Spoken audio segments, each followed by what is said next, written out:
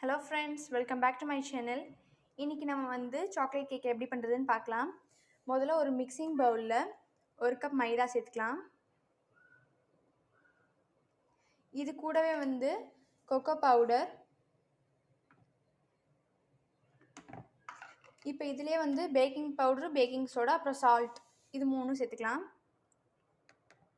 கடைசி இதில் வந்து 1/2 கப் ஐசிங் சுகர் சேர்த்துக்கலாம்.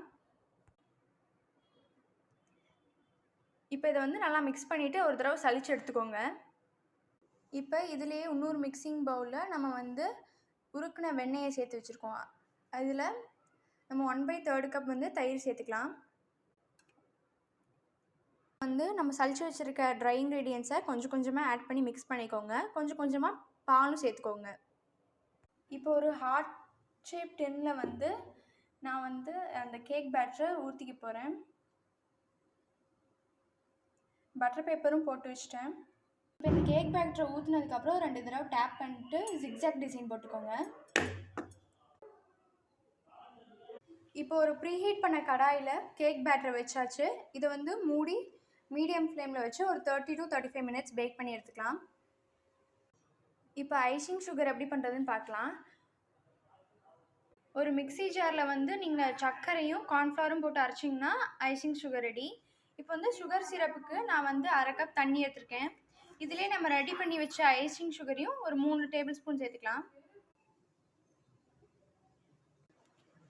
இப்போ இதை நல்லா மிக்ஸ் பண்ணிக்கோங்க. இப்போ விப்பிங் க்ரீம் ரெடி பண்ணுறதுக்கு நான் ஒரு பவுலில் 1/2 கப் விப்பிங் க்ரீம் சேர்த்துருக்கேன். இதை பீட் பண்ணிக்கலாம்.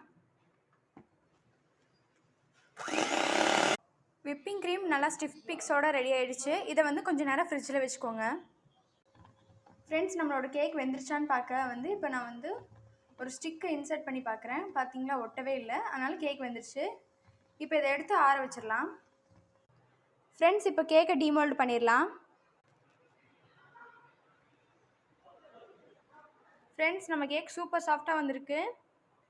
கேக்கை 2 லேயர்ஸாக கட் பண்ணியாச்சு. இப்போ முதல்ல க்ரம் கோட் பண்ணிக்கலாம். அதுக்கு வந்து முதல்ல வந்து சுகர் சிரப் சேர்த்துக்கலாம். முதல்ல வந்து கேக் லேயரில் சுகர் சிரப் ஃபுல்லாக பண்ணிவிட்டு அதுக்கப்புறம் க்ரம் கோட் பண்ணிக்கலாம். இதில் வந்து விப்பிங் க்ரீம் சேர்த்துக்கலாம். இதை பேலட் நைஃப் வச்சு நம்ம வந்து எல்லா இடத்துக்கும் ஸ்ப்ரெட் பண்ணி விடணும்.